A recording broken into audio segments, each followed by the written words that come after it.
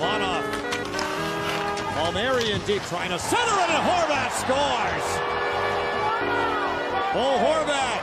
Double down. Rempe back.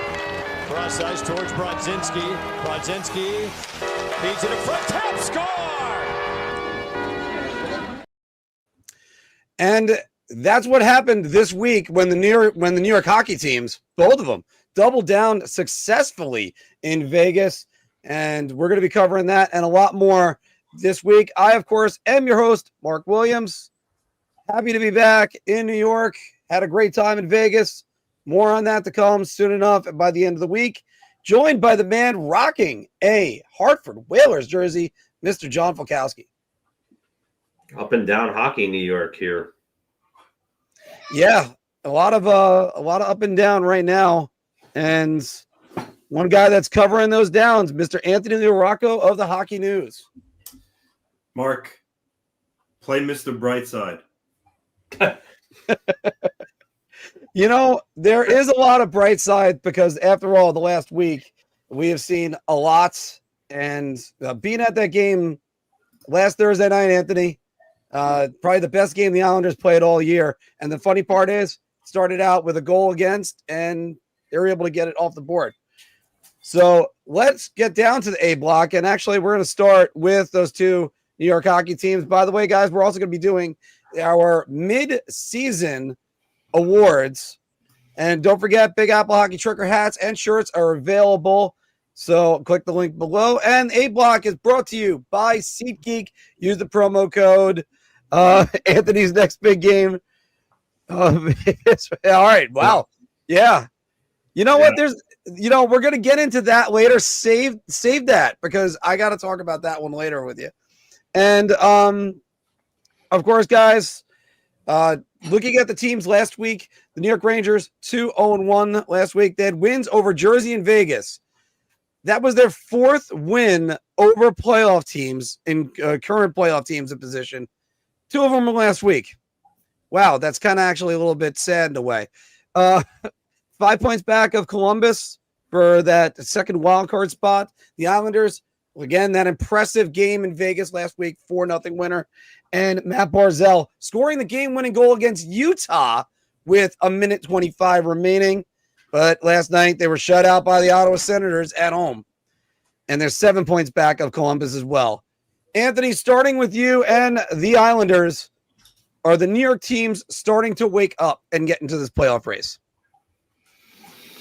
I mean, the Islanders have been playing better, but they're 7 points back of Columbus. So, I mean, once you get to that 6-7 point deficit, I don't know if it's really called being in the playoff race, to be honest with you.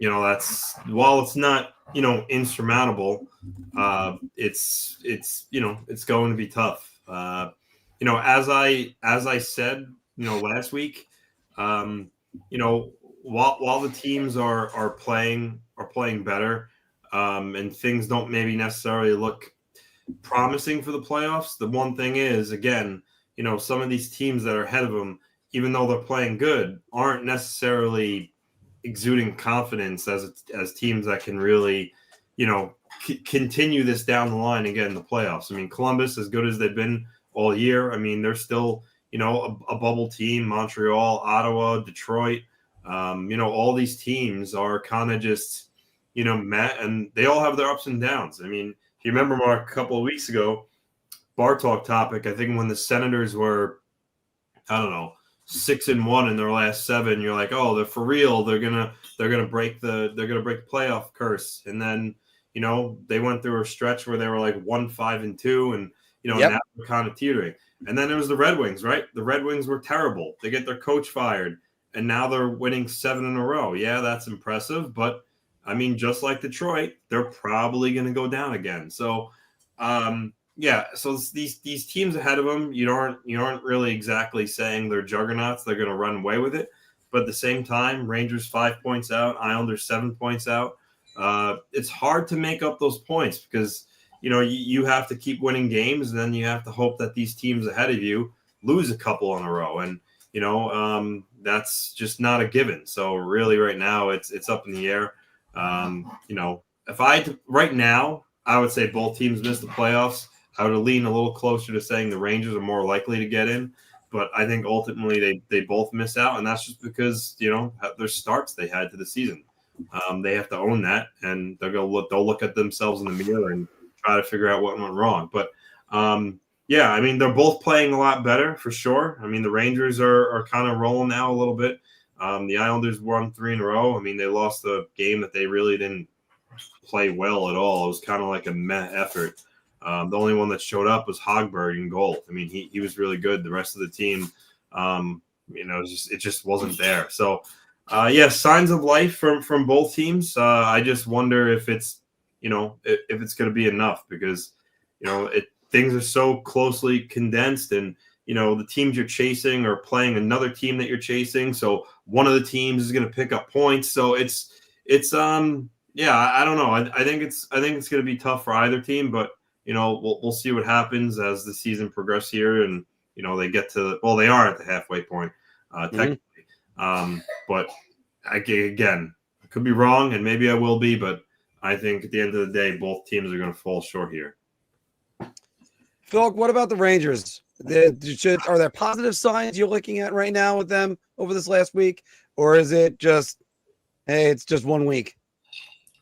I said they would have been lucky to get 1 win out of those 4 games, and they ended up going 2-0-2, and they get, 6 out of a possible 8 points, which is really, really good for a team that just looked dead in the water before this stretch. And everybody was ready to kind of get the eulogy cards ready and the wake and all the funeral services going for this Ranger team, myself included, and myself included as well.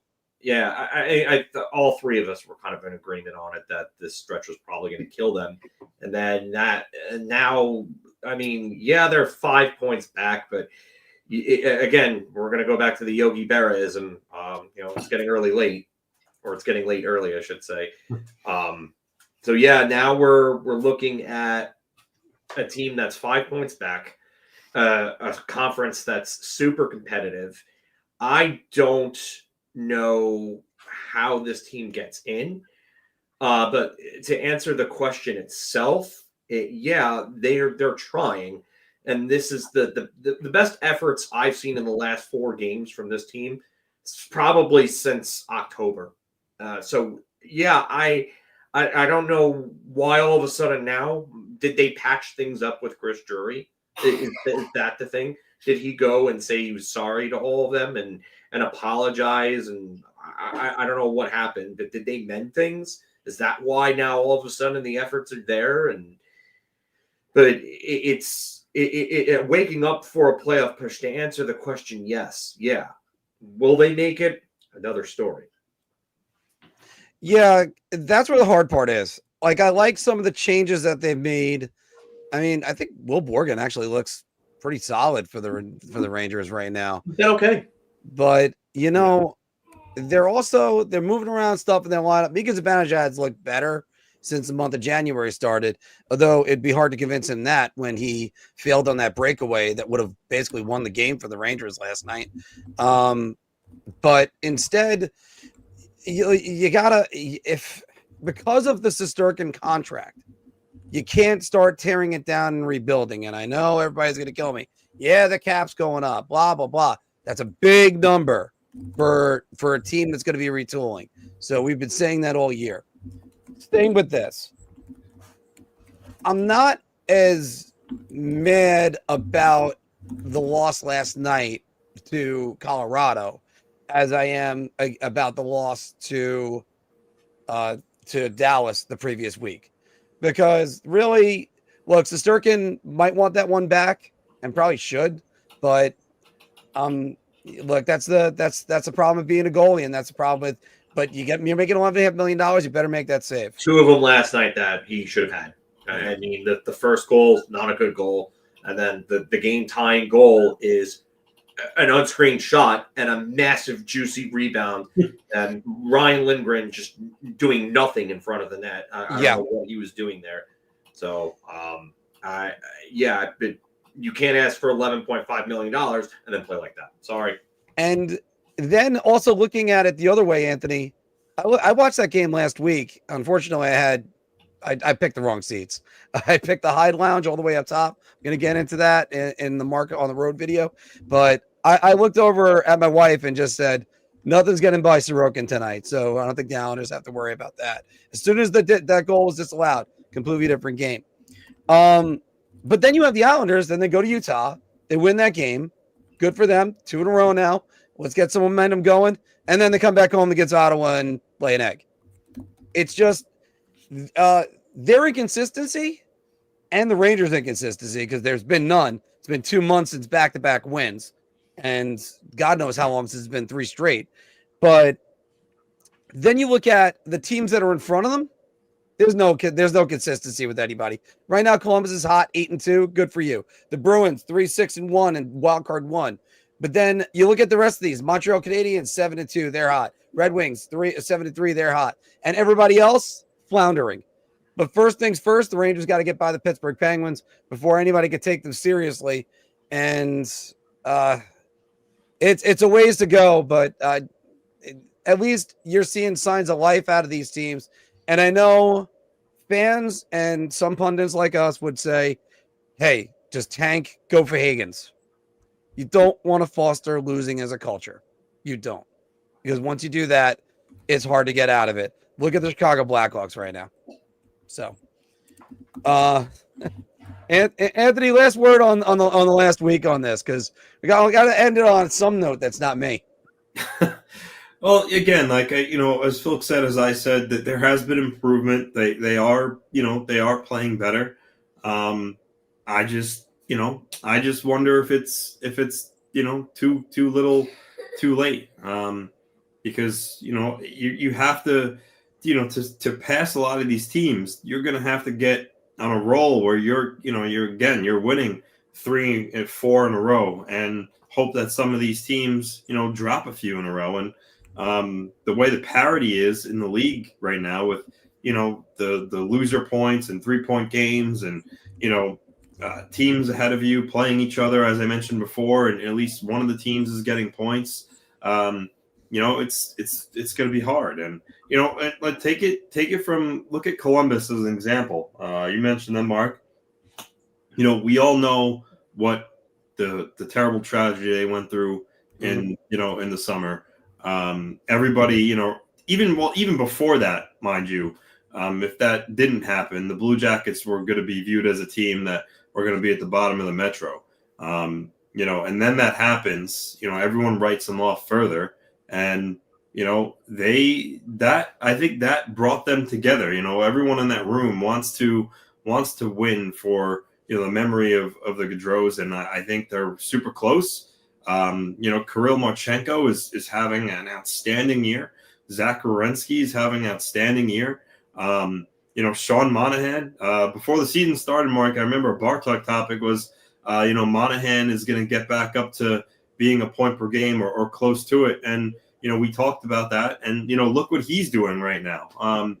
He's super motivated to play for his best friend, so, that Blue Jacket team, while they're flawed, again, believing is very powerful, and they're playing really good. So they might take it to the finish line and keep a team like the Rangers out of the playoffs, team like the Islanders out of the playoffs.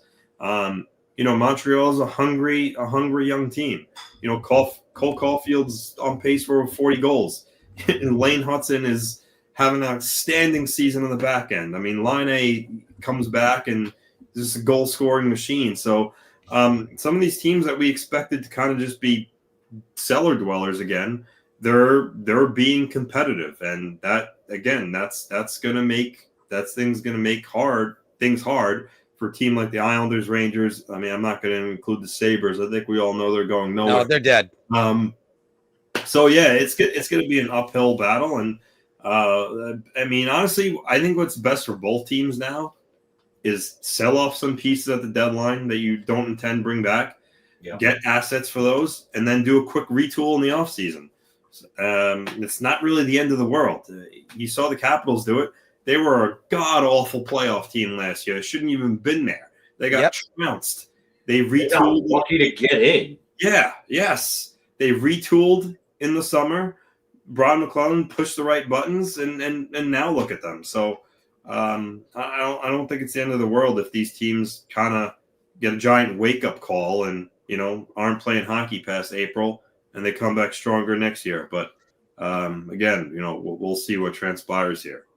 And it's funny you mentioned that because we're going to be talking more about the Washington Capitals in a moment, everybody.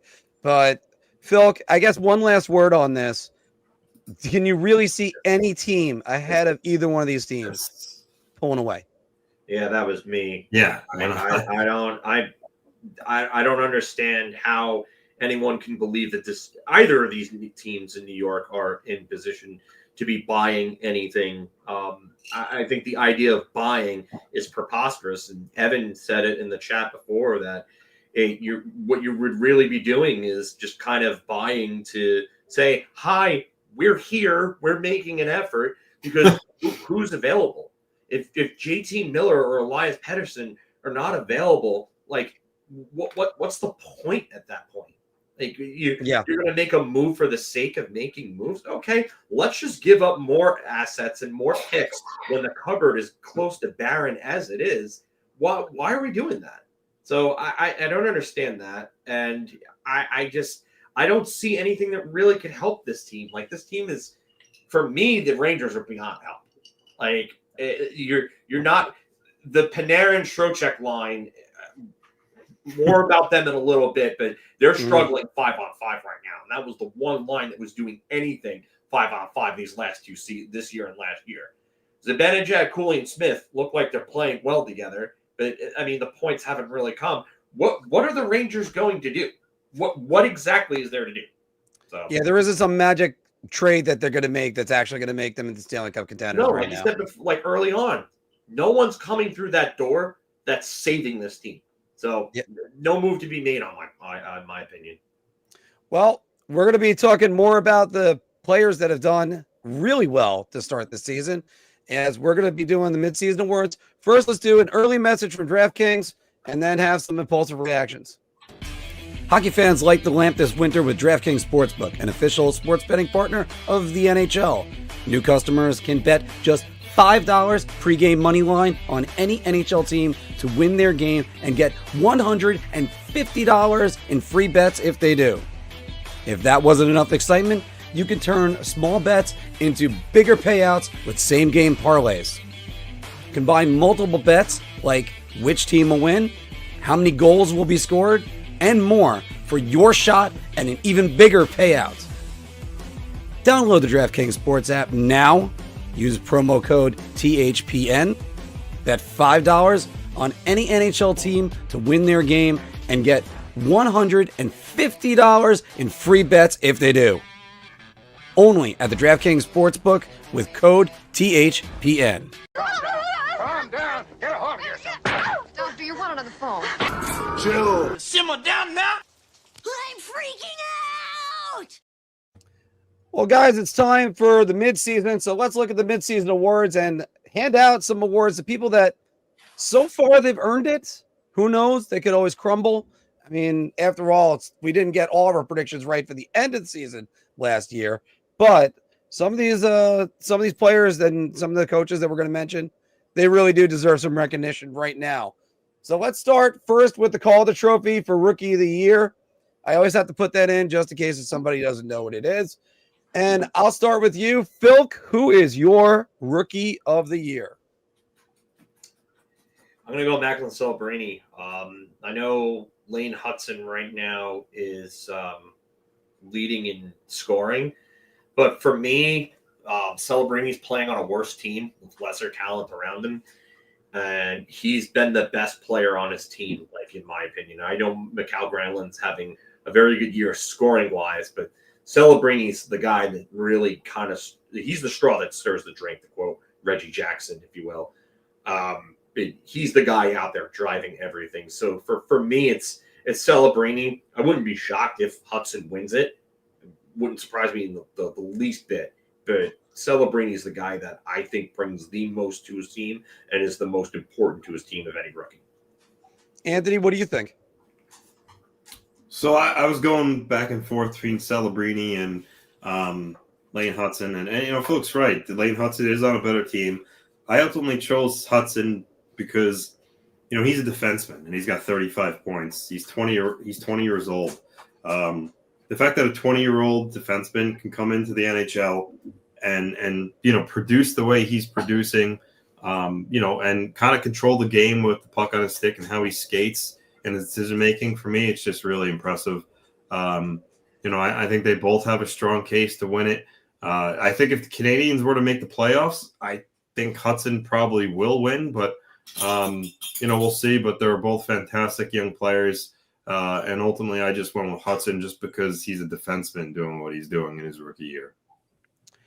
My preseason pick was Matvei Michkov. And I got to tell you, both these guys have really impressed me that we mentioned. I got to stick with Macklin Celebrini on this one. I did with Philk on that, because Celebrini's just been so good on both ends of the ice, been so impressive. And you like what you see out of him. I like what I've seen out of Michkov, but yeah, I think Celebrini's been grabbing more headlines, and Hudson's going to be on a playoff team. That might move Michkov maybe to the third spot, and he's been hot and cold too a little bit. So we're going to see about that one and where that all shakes out. Best defensive forward, Selke. Now, obviously, this is just from the eye test, but Anthony, who do you got winning the Selke? This was tough. I went back and forth between Kopitar, Mitch Marner. I strongly considered Jack Eichel because I think Eichel's been fantastic. But I went with kind of the guy who has been in the mix for this for a couple of years now, and that's Alexander Barkov. He's having a really strong year in Florida. I think he's got 38 points in 35 games. He's just so reliable. He's very rarely out of position. When he has the puck, he reminds me of Jágr with the way he protects the puck and how hard he is to be knocked off of it.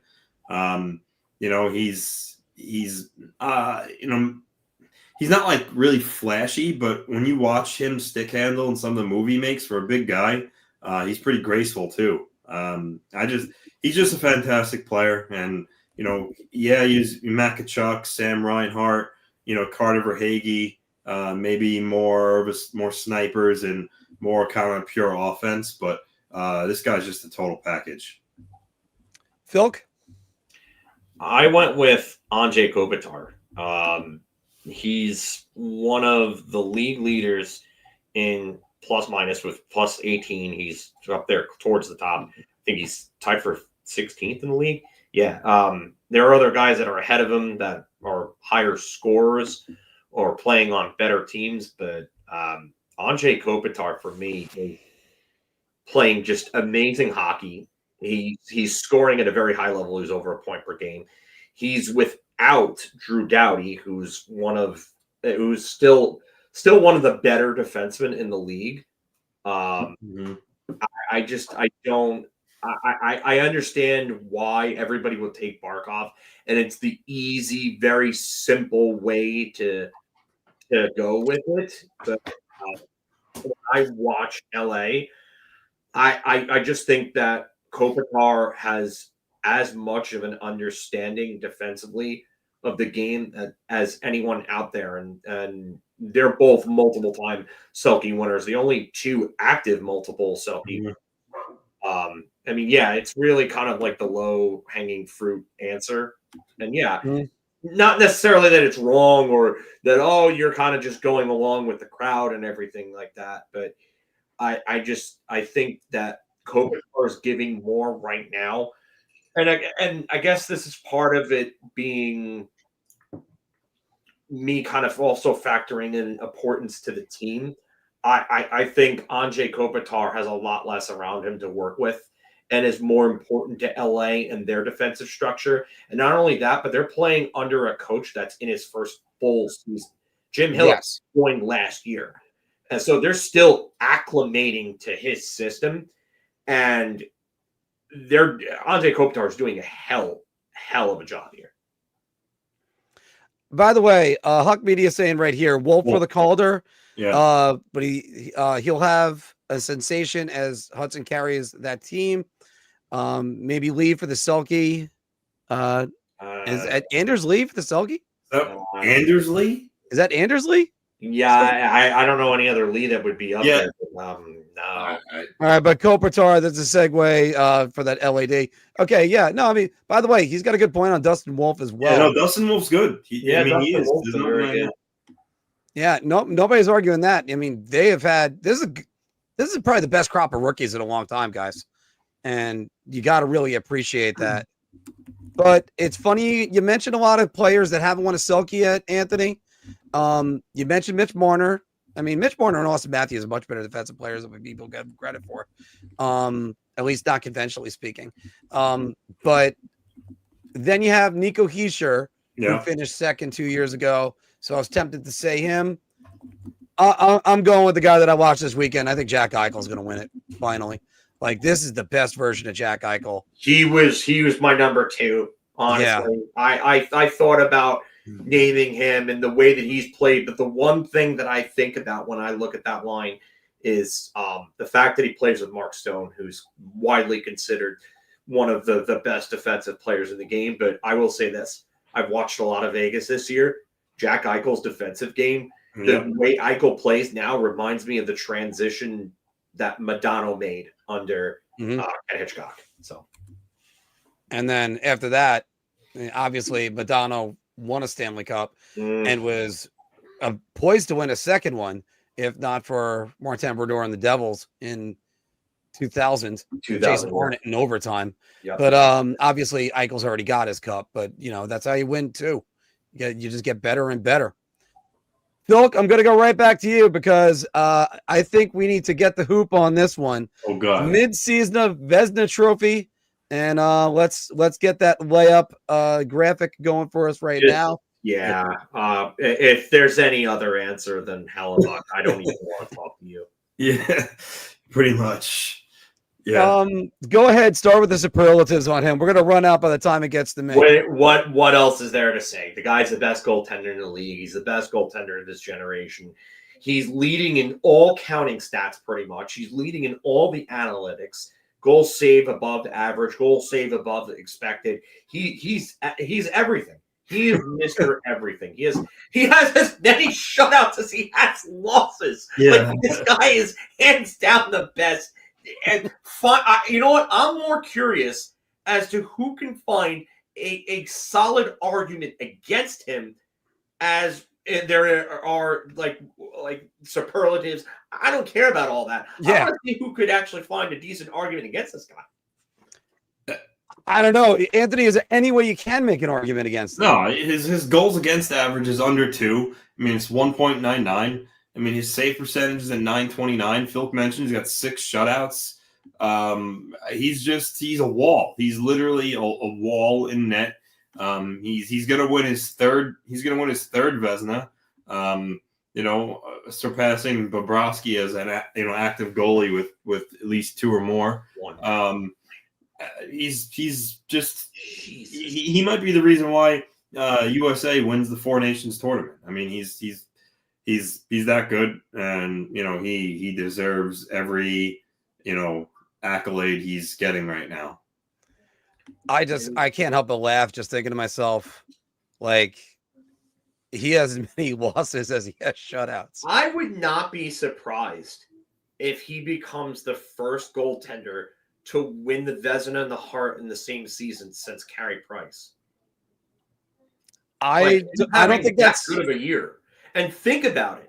Nathan McKinnon won the Hart last year, right? Yep. We all talk about how the voters don't want to give repeat votes to players. Hellebuyck is literally clean sweeping like a player that's going to win the Triple Crown in the MLB. Like, he's like doing like prime Miguel Cabrera type shit right here right now. And like I think if he does like lead all of the statistical categories and the analytics, with McKinnon kind of having a little bit of a down year and Kucherov also having a down year and Draisaitl having a down, maybe not Draisaitl, but like Kucherov and some of these other guys having down years compared to last year and maybe the year before for McDavid's case. I mean, you could see Hellebuck win it. You got to love that 70 points in 42 games for Nate McKinnon. That's a down year. On pace for 128 points after he had 140 last year. That is true. That is true. Also, there is other things that would work against McKinnon potentially, considering that number 4th in scoring is Mikko Rantanen. So that would hurt him. And of course, everybody talks about Cale Makar as being down here, and he's got a guy that's top 4 in scoring with him. Yeah. So, and that's it. You got a good point with that, Phil. I think there's a real chance on it because I had trouble coming up on my MVP. We're going to get to that in a minute. First things first, we got to get to the Norris Trophy. And Mr. LaRocco, we're all in agreement again. Who we got? I mean, it's literally no one other than esteemed Blue Jack defenseman Scott Harrington. I mean, he's going to win the Norris Trophy. It's Zach Werenski. I mean, 50 points. Talk about like. I mean, we have talked about Marchenko, and Monahan, but talking about a guy in that room to kind of take charge and lead by example and his play on the ice. Werenski has really stepped up. He's brought his game to an even higher level. He's just, not only is he really good offensively, but paying attention to him this season, he makes the subtle little plays that maybe you necessarily don't notice every night. Whether it's the smart rim around the boards or skating the puck, transitioning it out of trouble rather than just kind of like panicking, getting rid of it. He's just super steady. He's really one of the main reasons why the Blue Jackets are in a playoff spot right now. Yeah, we talk about like the underrated guys on Columbus and how Marchenko's having a point per game season. Voronkov is not too far from a point per game. Monahan's a point per game. You want to know why these guys are a point per game? Because Zach Werenski is putting on a masterclass on how to play defense. Yeah, that's why. Yes. And Zach Werenski, for me, is more important to just about anyone on their team, maybe outside of somebody like a Draisaitl or something like that. If not for Werenski, Columbus is definitely the cellar dweller that we thought that they were going to be after Johnny Gaudreau's unfortunate passing. So, this has got to be a complete layup for me. If he stays at this pace and he outscores or ties Makar and score, or let's just say he's a point or two behind Makar, like he's right there. For me, this is an absolute layup. Werenski, and you're right. He's gotten better defensively, Anthony. He's doing the little things. Like if Adam Fox could skate at a higher level and shoot at a higher level, that's what Zach Werenski is right now. Yeah. Because he does those little smart plays. And the one thing that he's as good at probably as any other defenseman outside of maybe Makar and Hughes, escapability.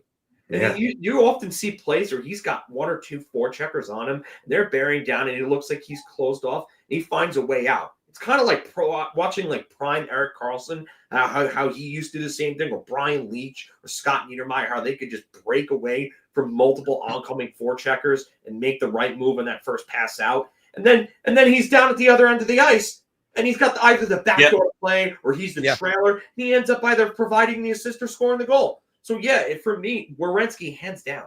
And he's on pace for 28 goals. I mean, he could sniff 30, which, only select defensemen have done, right? I mean, not many have done it. Yeah, the number of that have done it in the last 30 years or the last 35 years, Kevin Hatcher. Mike Green. Yeah, I was going to say Mike Green. I had to stop and say, did Mike Green do it? I don't think Brent Burns did it. I think he came. I don't think he had 29 that one year. So. But you got to love what Werenski's been doing, and also 3-game winning goals. And no disrespect. I almost said no respect, but no disrespect to Cale Makar. When you're getting 50 points on the Columbus Blue Jackets, it's different from 50 points on the Colorado Avalanche with Nate McKinnon and Mikko Rantanen, who each have well over 100 point seasons under their belt, and a little bit, and also Makar. Everybody's raved about Makar for the longest time. Zach Werenski, who he had trouble was he battling injuries the last few years? Yeah, he had been injury prone for a while there. Yeah, he has. Like, you're a little bit worried about him, and now you're kind of looking at him going, he's going to be a fixture for them yet again. So, all right, let's go to there. We have a little slight variations with this one. The midseason Jack Adams, who has done the best coaching job so far. Phil, we're going to start with you. I went with Jim Hiller. Yeah, I just think that for a team that has a coach in his first full year, and with the Drew Doughty injury, that's been a big, big loss for them, because Doughty plays, even at his age, plays like 26 minutes a game. It's just stupid how good his cardio is, even at his age, that he can still play 26 minutes, 27 minutes a game effectively. He's usually the league leader in time on ice across the entire NHL. So for me, when you got a guy that can play those tough minutes and he's out, and your team is still in a playoff spot, not even just a wild card spot, but they're in a playoff spot considering that injury and a second-year coach. Jim Hiller has gotten this team to buy into him, buy into his system. And yeah, LA was probably known as a little more of an offensive team before he came along. And I see everybody saying Carberry. I totally get it. And I know one of my cohorts said Carberry, and he'll get to that in a bit. But I really do think that Jim Hiller has just done a phenomenal job in LA. I would like to see him win it, just because it's crazy seeing a second-year coach, or not even really like a full second-year coach, because he only had 34 games last year, but a full first-year coach really come in and do everything that he's done without having a guy like Alexander Ovechkin have a career resurgence where he's almost at a goal per game. So Jim Hiller for me. Anthony, is Jim Hiller for you? Jim Hiller is having hell of a season behind the bench in LA, and this one was honestly one of the toughest ones for me, because we spoke about this too not that long ago. There's just so many guys. I mean, you got Jim Hiller, you got Scott Arniel, you talk about Sheldon Keefe, you could talk about Craig Berube, but for me, I went with Spencer Carberry. Again, I know that the Capitals retooled and kind of made some good moves in the offseason, acquiring Jacob Chikrin. Obviously, the PLD for Darcy Kemper trade, wasn't sure how that was going to go. But despite their moves, a lot of people had the Capitals, towards the bottom of the Metro again, right? And I mean, no, that's not the case. They're competing for the President's Trophy. And yes, as Phil said, Ovechkin looks to be like a man on a mission, nearly a goal per game, and that certainly helps. But, Carberry has really kind of pushed the right buttons with Connor McMichael under Laviolette. He didn't really get much of a chance. I mean, he's having hell of a year. Alexei Protas having hell of a year. You got Dylan Strome is taking his game to another level. And again, this is a group of players that a lot of people wrote off, and he's getting the most out of his team right now. Everyone's buying in. They're playing really good hockey. His goaltending tandem, Logan Thompson and Lindgren have been really good. I just think that for a team that was expected to, probably miss the playoffs, to be competing for the President's Trophy is really impressive. So for me, it's Carberry. I think if he doesn't win it, he's certainly going to be a finalist. But there are a lot of other worthy candidates here that you could plug in, and I would say, yeah, that's fair. Yeah, and there are other guys that we mentioned. We were talking about Marty St. Louis when I was trying to kind of boost how good of a job he's been doing in Montreal. I mean, you mentioned Craig Berube. There's a lot of good candidates that are out there, but I had to go with Spencer Carberry as well. This is the stat that really sticks out in my head when I think about it. This year, they got a plus 46 goal differential. They were a minus 37 and a playoff team last year. Now imagine you look at what they could potentially be doing. The Capitals could be very scary. Carberry is developing all that young talent around them. And Ovechkin's been good this year. Last year, he was sort of a non-factor for most of the season. Ovechkin's been good. Then he missed some time and then right back in there. The only thing I caution with the Capitals, and I asked this question, playoffs, game 1, who's the starter? I was going to say, the biggest difference for me between this year's team and last year's team with Washington is, well, one, they probably got a full year of Carberry under their belt. They kind of finally understand his system. 2, goaltending. Washington's goaltending was not reliable at all last year. It just wasn't. It wasn't good, and that's a big reason why they were a minus team. They were a defensive team last year. I mean, I don't think there's no real change in the system.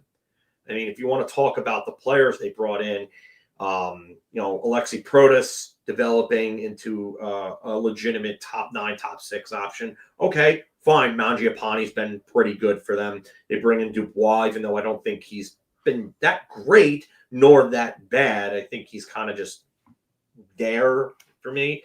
But it's goaltending. Logan Thompson has really kind of been the difference last year. Charlie Lindgren was put in a position to kind of like how Michael Roosevelt and Marek Malik were the Rangers' top pairing for 3 years in New York. Mm-hmm. Yeah. Charlie Lindgren should have never been a starter. Like, he's a good backup, not a starter. So now you have Logan Thompson there. Charlie Lindgren goes to the backup. They're one of the better tandems in the league right now, in my opinion. But that's the biggest thing, and that's why I couldn't give Scott Arniel the Jack Adams. Because that was another Hellebuck. I was originally Scott Arniel was someone I was really thinking about. Yeah.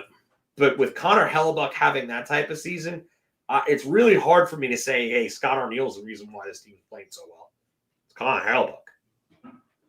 All right. And we got more people joining us right at the right time because we're down to the mid-season MVP. And this one was a really tough one, I thought, going back and forth. But Mr. LaRocco, why don't you start it up? I wanted to say Kaprizov, but his injury, that's probably going to affect his true ability to win it. I mean, I think I've been yearning for him to get one. I think he deserves it, but I had to go Nathan MacKinnon. I know that he's got Rantanen on his team. I know he's got Makar on his team.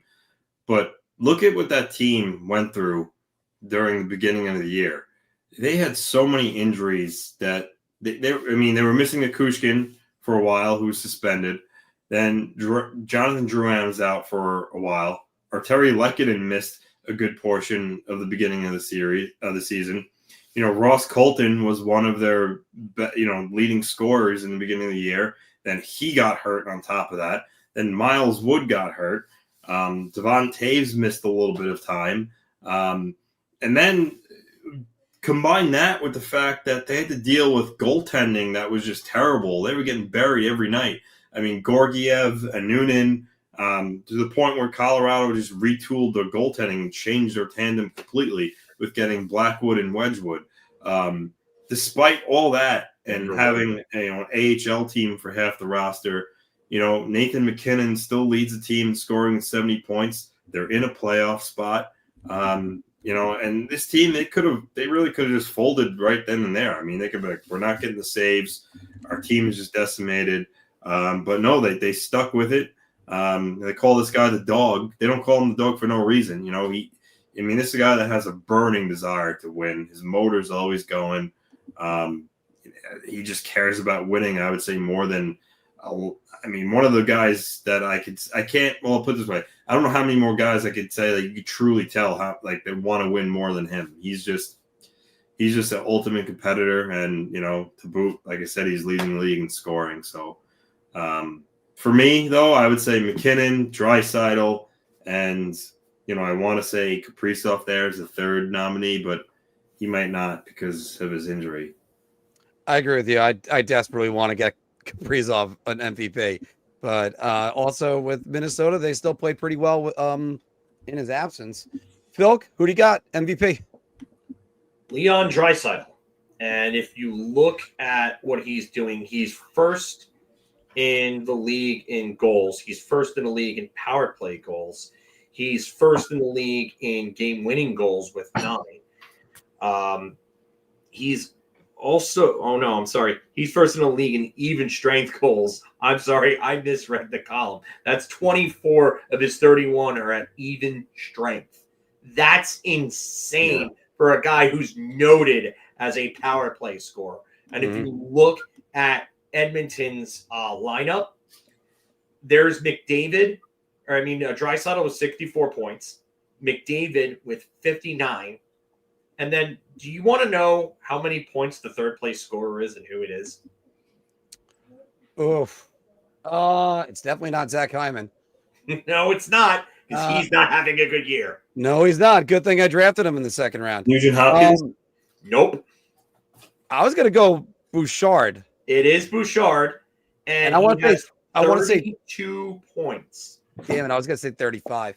So in 43 games after a year in which he was over a point per game. Last year he had 82 points in 81 games. And now this roster is not producing. The depth is not producing. Hyman has 25 points and 14 goals in 38 games. He's not on pace for even close to 40. Nugent Hopkins has 11 goals and 24 points in 42 games, 2 years removed from a 100-point season. Connor Brown has 19 points after him. There's no scoring. They brought in Jeff Skinner to score points. 15 points in 40 games, 7 goals. There's no scoring from this team. Draisaitl and McDavid are dragging this team to a playoff appearance. And they're probably going to get killed if they make it. But Leon Draisaitl will be the primary reason they make it if things continue at the pace that they're continuing at. And for him to have 24 even strength goals out of 31, that's stupid. That's ungodly good. So for me, if you take Draisaitl away from Edmonton, they're probably a cellar dweller. If you take McKinnon away from Colorado, they're probably still a playoff team. With everybody back, they're probably still a playoff team. But Bouchard's not producing. Skinner's not producing. Nugent Hopkins not producing. Stuart Skinner's not a good goaltender. Their goaltending is crap. Their defense is meh, at best. It's Draisaitl. So, all right. For anybody listening that speaks French and needs a translation, I would go with the bleh for that, for what Phil said. This was like I said, this is a tough one for me, guys. I went Nate McKinnon just because from the eye test, I had to go Nate McKinnon. And then I looked these stats up just to check on the premier scorers. When Kucherov doesn't score a point, Tampa's 2-4. When Draisaitl doesn't score a point, Edmonton is 2-7. And when McKinnon doesn't score a point, I had 3-8. So there were 11 times he was held scoreless this season.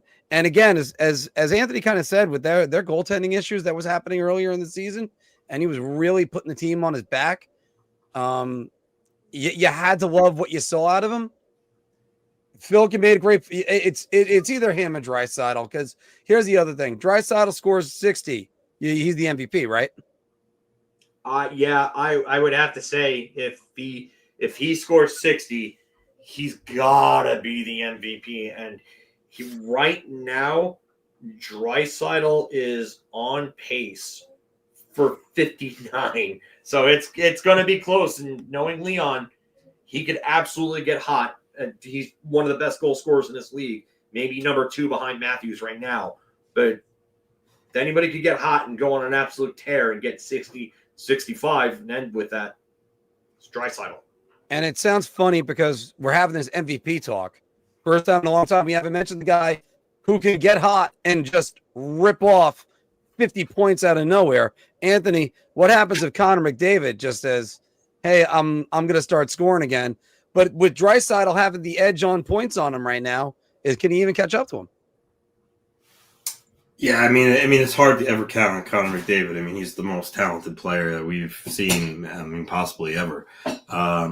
But, I mean, yeah, with the way Draisaitl's playing right now, if an Edmonton Oilers is going to win the heart, it's Draisaitl. But, again, with the caveat, you can never count on Connor. Damn right, you never can count on Connor. All right, guys, that's the end of our midseason awards, the Big Apple Hockey Impulsive Reactions, as I mix two things together in my brain. That's always what you should do whenever you're trying to speak. Say two things at once. That really helps. It makes you look smart. Anyway, let's do some bar talk. Shot. This is the easiest I've ever to answer. I'm going to say beer. I can't even begin to describe. I'm actually going to go crazy. I'm going to buy everybody around on this one. How did that come back up? I hit to get rid of it. So anyway, guys, welcome back to Big Apple Hockey's Bar Talk, where we're gauging our confidence on NHL topics based on our choice of drink. You're so confident that you're buying around, I'll have a beer, or, oh dear God, I'll take a shot. All right. And don't forget, you can suggest a Bar Talk topic. If the guys see it, they like it, they'll put it up at the end. Let's start with the New York Rangers, Phil, and let's go with that line that they put together. That's arguably their top line, you could say. Maybe it's not. But Will Cuylle, Zibanejad, and Riley Smith. The Rangers need to keep the Cuylle, Smith, Zibanejad line together. I'm going to say beer. I mean, I like what I've seen so far. It looks nice. It's a very small sample size, so I can't say round as of yet. I like Zibanejad seems to have taken a kind of, I guess, a following to Will Cuylle's play, because Will Cuylle has kind of been like the spark plug on that line, and that Zibanejad seems to be skating with more of a purpose now, away from Kreider. So I like that. Zibanejad seems to be shooting more, seems to be a little more confident with the puck. Riley Smith's actually played kind of well. I can't say round, but I'll say beer. Anthony? Yeah, I'm gonna go beer too, especially with the word need there. All things considering, I mean, up till 2 weeks ago, Mika Zibanejad looked like he belonged in the ECHL, and Riley Smith looked like a guy who really had nothing left. So when you consider those two factors, I wouldn't jump the gun and say that this line's a juggernaut and absolutely can't be broken up, because that would be absurd. But I mean, with that said, yeah, and like Phil said, a small sample size. They have looked good for sure. I mean, Zibanejad's taking strides. Riley Smith looks better. But again, let's keep in mind how both those players look for the majority of the year before you try to say that, they're a line that needs to be together because how they're playing. I'm going to go with that they need to be together because I think Riley Smith has looked a lot better. I think Zibanejad's looked a lot better. The guy that actually has not looked as good is Goalie, because I'm not sure if he fully complements those other two guys, but he's made the other guys better. The reason why I'm going to go with need is because they got to figure out if Mika Zibanejad can play without Chris Kreider. That's for one thing, because he's going to be here next year, everybody. That's one thing the New York Rangers know what's going to happen.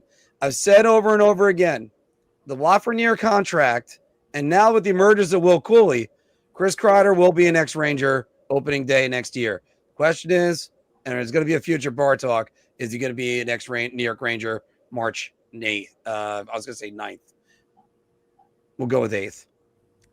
Anyway, let's move on to a guy that recorded his 20th shutout of his NHL career. Anthony, the second fastest goaltender to record 20 shutouts, Ilya Sorokin. Who was the fastest? Jonathan Quick. And only by 8 games. That's about it. And you look at Sorokin's stats among New York Islander goaltenders. 100 games played. He is first in save percentage, .917. Third in goals against, 2.58. He's only 200ths behind the all-time leader, Chico Resch, at 2.56, and Semyon Varlamov, 2.57. Shutouts, third. He's got 20 in 222 games. Only, again, Chico and Billy Smith have more, and they played more games than him. Anthony, it might sound like sacrilege, but I got to ask the question. Ilya Sorokin is the greatest goaltender in Islanders history. I mean, this is a shot for me. I know, like you just flashed the stats. I mean, first in career save percentage for Islanders goalies, third in goals against average. I mean, those are impressive. But you're talking about a goalie in Billy Smith who has 4 Stanley Cups, a Conn Smythe. Yeah, I mean, if you would have posed this question, like is the most talented goalie in Islanders history, or has the most raw talent or most athletic, I would say round 1,000 times. But, the word greatest also, you have to encompass what Billy Smith, achieved. Yes, Sorokin has more raw talent in his left leg than Billy Smith probably did in his whole body. I know the friends might get mad at me, but I mean, that's just the truth. He's a much better athlete. But again, this Billy Smith, he's a winner. He was tough as nails. He wouldn't take shit. He won the cups, the Conn Smythe.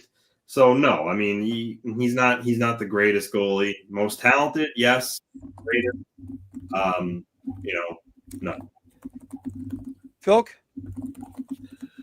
I hate cross-era comparisons like this because you leave out so much. There's so much that gets lost in translation. You can't account for. Okay, so comment in the chat. Put Sorokin on those 80s teams. Okay, so then you take away one, the attention to detail, the training, the equipment. It's like when people say, oh, well, Connor McDavid would go back to the 80s and he'd score 1,000 points. Okay. Would they have the same power skating lessons that they had in the 80s? No. He wouldn't have that today. I mean, he wouldn't have that in today's lessons back then. He wouldn't have composite sticks. He'd have skates that weighed 10 pounds, for all we know, because that's what Gretzky and many others were skating with, those cement blocks on their feet. So, it's a different ball game. It really is. Do I think he has the potential to be? Yes. And I'm only going to say beer here because I think that when I look at Billy Smith, I know Smith won a Conn Smythe. I know he won a Vezina. He actually won a Vezina in the last year that the Vezina was given out to the goaltender with the lowest goals against average.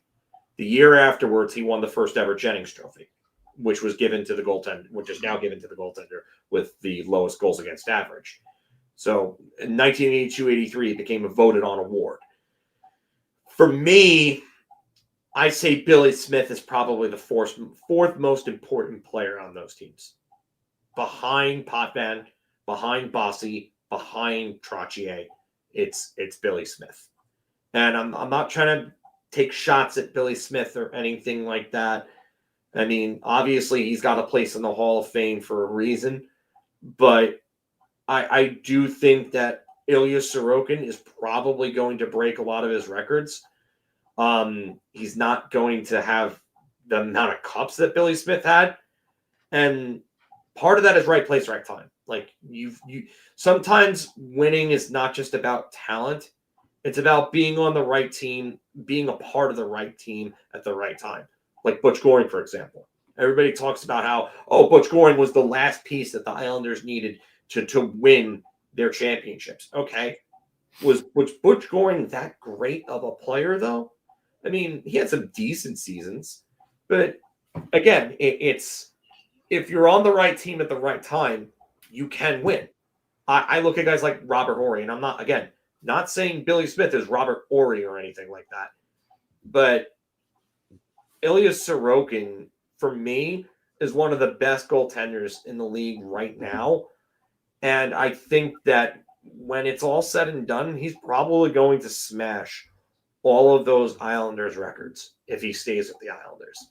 So I'm going to say just beer for now, but this is a conversation that should be revisited probably about 5 to 10 years down the road. Yeah. And again, Anthony, I'm going to pay Ilya Sorokin the ultimate compliment and say beer on this one as well. And again, it's not to slam Billy Smith in any way. Look, you guys have hit the nail on the head with this. It's hard to compare errors. And also, again, attention to detail. Philk, back in Billy Smith's days, they were still drinking beers and smoking cigarettes in between periods. So, and yes, all the lumbering stuff. The other thing is the butterfly and the technique of goaltending wasn't exactly the same thing. But one thing Billy Smith brought that Ilya Sorokin just doesn't, well, he wouldn't be allowed to have it anyway. That attitude. I mean, Billy Smith made Ron Hextall look like a wuss. And he shut down the Oilers, and Wayne Gretzky, they swept them. And it was the greatest season of a goal scorer ever.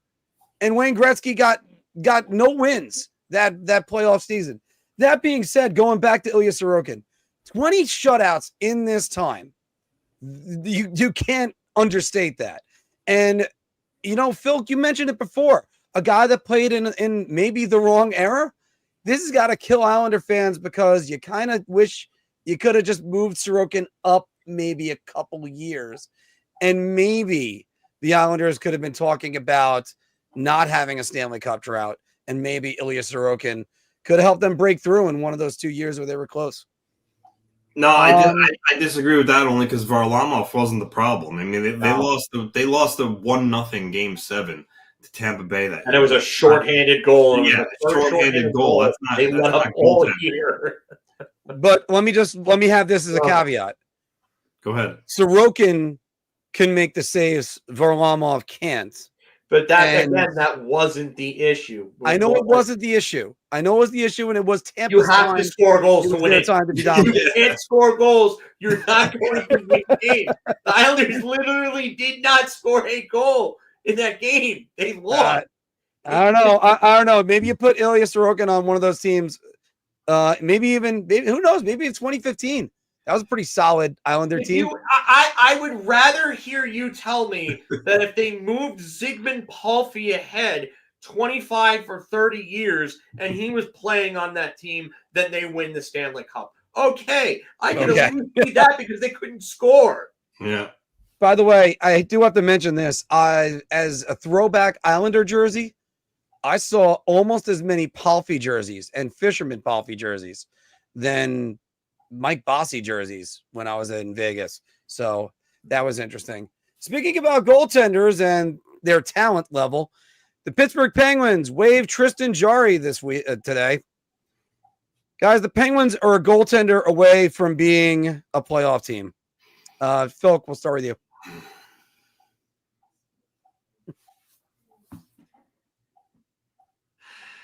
Beer. I don't. Yeah, maybe they get to the wild card spot, but this team is not good. They're not good. They're old. They're depending on a lot of older guys to be the reason why they get to a playoff spot. I mean, what do? Do they make the playoffs then? And then they absolutely get killed in 4 games? I mean, Crosby is still a point per game. I think there's 3 constants in life. death, taxes, and Sidney Crosby scoring a point per game in an NHL season. So it's I mean, what he's doing is amazing still at his age. But, I mean, Rickard Rakell is their number 2 scorer with 38 points. Evgeny Malkin looks like a shell of himself. Erik Karlsson is horrendous defensively. And he's not even putting up that great of a point season. Like, he's on pace for maybe 50, 55 points, somewhere in that range. Okay, that's nice at his age, but that's not what you brought him in for. Chris Letang has 17 points in 40 games. Like Michael Bunting, they trade for him in the Gensel trade, and he's not really giving you anything. Brian Rust has been solid. You honestly, I think they're better off taking calls on Rust and Rakell and trying to recoup assets than they are trying to go get a goaltender and become a playoff team. And who's available? Is John Gibson really going to take them to the playoffs? Good. The Pittsburgh native John Gibson too. Yeah, I mean but I mean, I don't know. I don't see it. I still think they have other holes they have to address. The lack of secondary scoring is big for them, and then their lack of actual defensive defensemen, and outside of Marcus Pettersson, who's been solid for them, but they don't really have anybody that's going to shut anyone down at this point. So I'll say Beer because it'll help, but I don't truly believe that. Anthony? Yeah, I'm gonna go Beer. I mean, I think their main thing is their defense. I mean, look at their defense. You have Erik Karlsson, who, he's still he's still scoring, but I mean, he's not good defensively. Then, I mean, Chris Letang, he's okay. I mean, Marcus Pettersson's okay, but like Matt Grzelcyk, Owen Pickering's a young player, so that's not really fair. But like, Ryan Shea, and they're just their defense isn't good. So I think even if they got another goaltender, when you combine their defense being weak and their depth overall, I'm not sold. I am so torn on this, guys, and I think I'm doing this just to be the dick here, but shot. This team's got a lot of problems. Though, that being said, first off, let me just go with this. They have 169 goals against. That's more than San Jose Sharks, clearing them by 12, and more than the Flyers, clearing them by 15, and the Blackhawks by 17. Like, come on, no, they need a goaltender, and they need somebody that's going to be able to make saves. That being said, you watch that game against Seattle, like that shorthanded goal was the first shorthanded goal I think Seattle scored all year, and it should have just been an easy save, just knock it down, and instead it gets through Jari, goes in the net, and it was terrible. I forgot who scored it, and right now I feel a little bit like Mort Goldman. Oh, it was so terrible. But it's just yeah. Oh, those were awful times. But it's just the Penguins. We first guessed this when they re-signed him years ago, and it's just now you got to find a way to get out of that contract. But I think somebody was trying to get me on this one, but I'm going to just change that real quick. All right. So guys, we're going to go transition to a team that has been hot lately and doing pretty well. They won 7 straight. Detroit Red Wings. They were 7-2 under Todd McLellan. I wonder where the Brian came from. Oh my God, twice. Tried to set all right. So set him up. So Todd McLellan will get Detroit into the playoffs. Guys, I'm going to actually start this one. No, he's not. And I actually think Todd McLellan's going to do a great job with Detroit. I think it's going to be close, but there is no guarantee. I think Detroit's got to make another move. They got to make another move. Is their goaltending really going to be solid. Who's their goaltender? Is Alex Lyon? Is Cam Talbot? It's not Billy Husso. We know that by now, but still. I'm just kind of throwing my hands up going, all right, well, what's up next? Phil?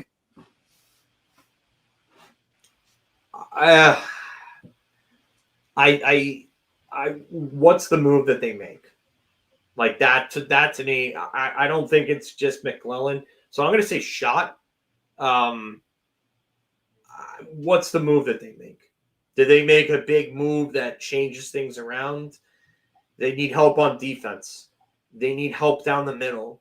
They need scoring wingers. They need a lot, and their goaltending is really not great. Oh God, the magical words have been said. So now Mark is probably going to go on a rant somewhere. Similar to a Don LaGreca rant. Here we go, everybody. No need to beat a dead horse. So. Oh, jeez.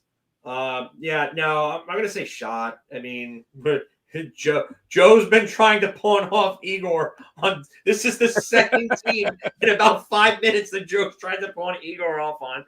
So yeah, they do need a goalie.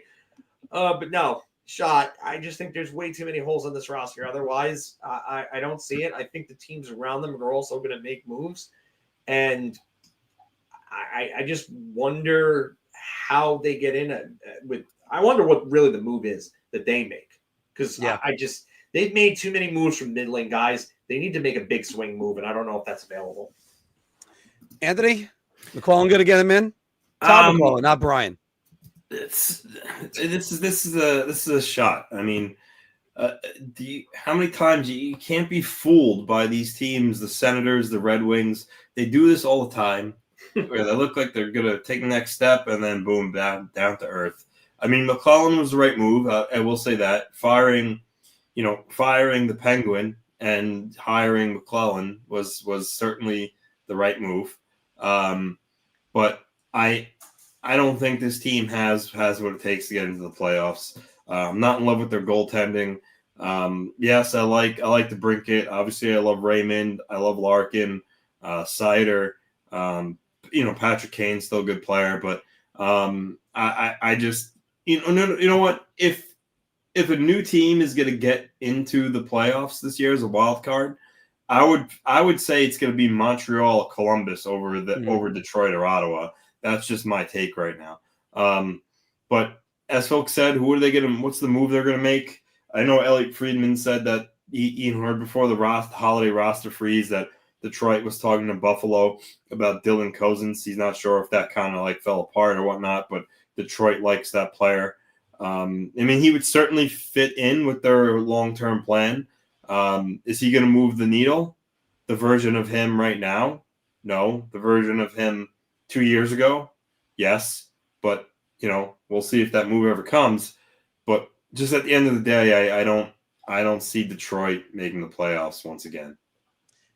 I think one thing to add into that, Anthony, is when you have the mindset, because it's so hard with Detroit, and Ottawa for that matter. They go on these runs, then they fall back. They go on these runs and they fall back. I don't know if Montreal's got that yet. I don't know if they might go on a run and not stop. They might finally have their confidence. And the one thing, though, to say about Detroit, though, on the other hand, they came so close last year. And if John Tortorella, John Tortorella knew what was at stake, he might not have pulled the goalie. And who knows, maybe Philadelphia wins. And Detroit goes on to play the Rangers. Yeah. And last year they probably would have been swept too, because that just wasn't happening. Guys, let us go to Murderer's Row, because when you look at it, the central standings, Winnipeg 63 points, Minnesota 58 points, Dallas 57 points, Colorado 55 points, and St. Louis slowly rising up. Jim Montgomery's doing a pretty good job out there. They're only 3 points out of wild card 2. But guys, the question is, the Central, not the Atlantic, the Central will have 3 teams in the second round. Anthony?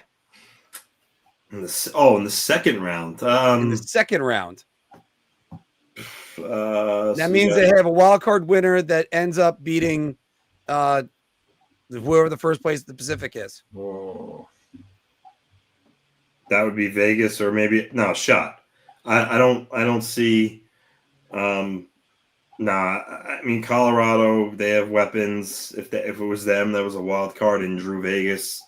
I don't see that happening. I mean St. Louis, if they squeak in, definitely not. No. It's. I mean they very well may have 4 teams in the playoffs. Because one of those teams could get a wild card spot, but I don't think 3 will be in the second round. No. Phil? Gonna say Shot. I don't think St. Louis is a better team than Vancouver. I could see Calgary falling off a bit, maybe selling at the deadline. Even St. Louis buys again. What's the move that puts them over the top? It looks like a crash course again for Edmonton and LA for the umpteenth year in a row. So that's going to be real fun to watch. Great. Or LA. I mean, I don't know. Maybe LA beats them this time around because nobody on that team outside of McDavid and Draisaitl is really producing. They're not getting anything out of anybody at this point. Yeah, I'm going to say Shot. I don't see how St. Louis or another team gets in and then wins a round. I mean, Shot. Well, if Winnipeg gets the number 1 seed overall, or even in the Western Conference, then they would end up getting the lowest wild card. Right now, it's either Colorado or Dallas that would get wild card 1 and go up against Vegas. I love what Vegas has done. If we did a midseason Stanley Cup Finals, I would look at their path and think they would have a tough first round, and then they might have an easy path to get to the Stanley Cup Finals, and maybe it would be Winnipeg or Minnesota or Dallas. That's why I can't even say that I like having midseason final, because I mean at this point, none of the teams that we thought were going to be where they're going to be. So it's kind of like, how do you predict a path to the finals right now? That's actually why we're not doing that. That's why I said if we did it, and that's why we capped that. I'm just saying if there was, I think Vegas could get there, but their first round would be the toughest matchup because right now I like the way Colorado's got their goaltenders playing. I thought Mackenzie Blackwood was great last night. I understand. Yeah, I think he.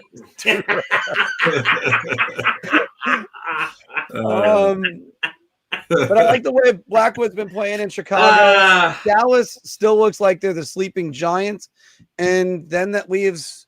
I mean, Minnesota could slide back, but I like the way Minnesota's been playing. All credit to John Hines, another guy who's done a great coaching job this year that we haven't mentioned, and I do think Winnipeg wins a round this year, no matter what. So they're going to go for it. That I could see. So the third team winning is really the third team getting in and then winning is really what I have a hard time seeing. So yeah, because you got to get by the division winner. I thought last year Nashville was going to do it to Vancouver. It didn't happen, but we're going to see about that one, guys. It's another team. All right, and last one, Philk. We got to go with this one. And he's been making headlines all over the place. Kaapo Kakko with the Seattle Kraken has 4 goals, 5 assists, 9 points in 12 games. Philk, Kakko is going to sign long-term with the Kraken. I mean, I don't know if they give him a long-term contract right now. And to do it off of this type of sample size would be foolish, to be honest with you. I mean, 2 of those goals I know for sure are empty netters. Mm-hmm. I'd be very wary about looking at those numbers and being like, hey, like this guy is taking a step forward. Like we thought he took a step forward with the kid line in 2022. And then again in 2023 when he had that 40-point season. And then he took steps back. I mean, he's had chances here. They have invested in him. They did give him chances. I mean, okay, you know what? Good question here, THG. Are we talking like a 4-year deal? Are we talking a 7-year contract? Are we talking anything longer than 3? I was thinking anything longer than like 1 or 2, to be honest with you. Because he's going to be an RFA still at the end of the year. Yeah, but then in 26, 27, he's going to be UFA. So if they only sign him to a 1-year deal, that would walk him to UFA. So I think he's going to get. It's got to be either a 1-year deal if they're not happy, or it's got to be a longer term. 2+. Yeah. So you know what? I think the chances go up exponentially due to that, just because I don't think they're going to trade an asset for him, and unless he really shits the bed, why are they going to not sign him? So, yeah, I'm still gonna stick with Beer, but I lean towards Shot. I mean, not Shot. Round. Anthony. Yeah, if you're talking like if you consider like 4 years long term, then I would say, I think I would say Round.